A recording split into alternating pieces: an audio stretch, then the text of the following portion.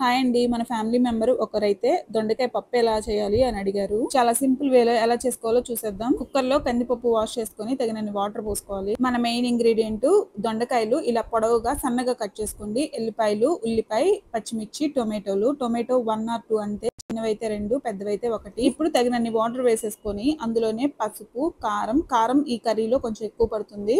చింతపండు కొంచెం ఎక్కువే పెట్టుకోండి. నేనైతే కొంచెం తక్కువ పెట్టాను. కుక్కర్ మూత పెట్టేసేసి మంచిగా ఉడికించుకోవాలి. నాకు 3 విజిల్స్ కి కంప్లీట్ గా ఉడికిపోయింది. ఇందులో రుచికి సరిపడినంత ఉప్పు వేసుకొని గరిటె పెట్టే మెదుపుకోవాలండి.